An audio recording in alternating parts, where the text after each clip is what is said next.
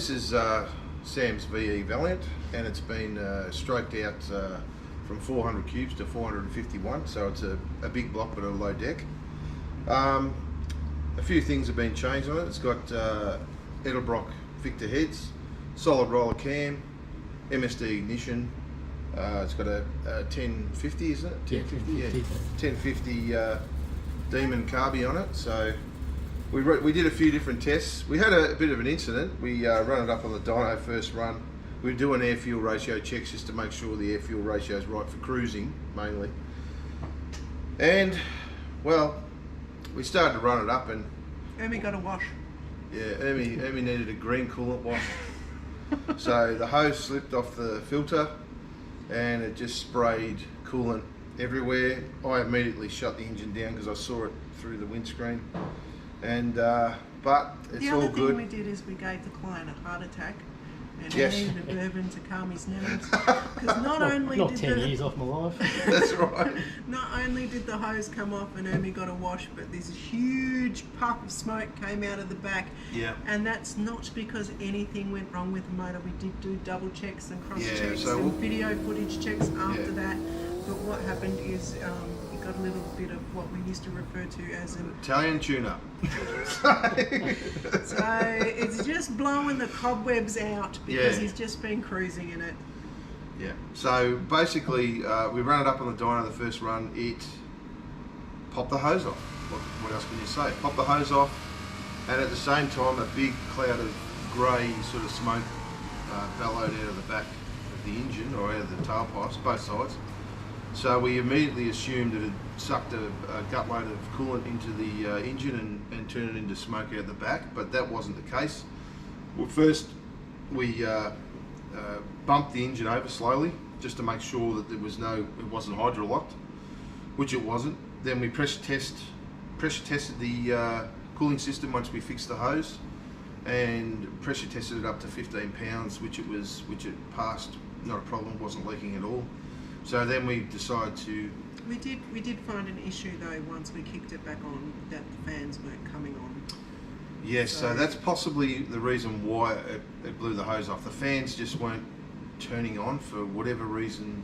Even though we had the big boomy fan running through and simulating driving, it just got hot because the motor's under load and the thermo fans weren't turning on. However, when we fiddled with the fuses, so they kicked back on. What we're going to recommend is an adjustment and bring the temperature down by 10 degrees, because what happens is when you're under load, well, especially under dyno load, the temperature races up so fast that the fan switches just don't turn on fast enough to pull that temperature back down. So I usually recommend to run a slightly cooler thermostat, like a 160, and run your temperature, so the thermo fans turn it on at about 170 and then shut off at 175 and shut off at 165. So that way the thermostat's still staying open, so we're not creating extra drag on the engine, but we're also going to make the engine stay a little bit cooler and reduce the chance of it pressurising the system when it comes on song. So we've run this a few times. I like to do more than one power run just to make sure that everything's right. I like my numbers to match. So back to back. Yeah. So we've got one good power run with the sensor not moving off the crankshaft. So what's happened is, as we've given it stick, the front of this motor, the front of the whole car is picked up, and the infrared has moved off the little sticker that we've popped on his harmonic balancer to pick up his RPM and measure his torque. So the one good run that we did have where we didn't pick up the front of the car was 720 foot-pounds at 81 miles per hour, and consistently good horsepower ratings, and he's hitting 635.8 horsepower at 110 miles per hour, which we consistently got over and over a few times. So quite happy with that. We did have to fiddle with the air-fuel ratio, even though Shane put the biggest jets in that only dropped it from 14.1 at wide open throttle to 13.9. He then went and drilled them out. Yeah, because that's the biggest I had in here. and that dropped it down to 13.7. But Yeah, clients look, happy with that at the moment. ideally 12.5, 12.7, a little bit lower is better. But we did notice another thing too. We took the air cleaner off and opened the pipes up, and it didn't make a difference really to the power. No, So it didn't change the air fuel really either. no, so that tells me that probably the carb is too small. So crazy enough, being a 1050, it's too small. So it needs more. Bigger.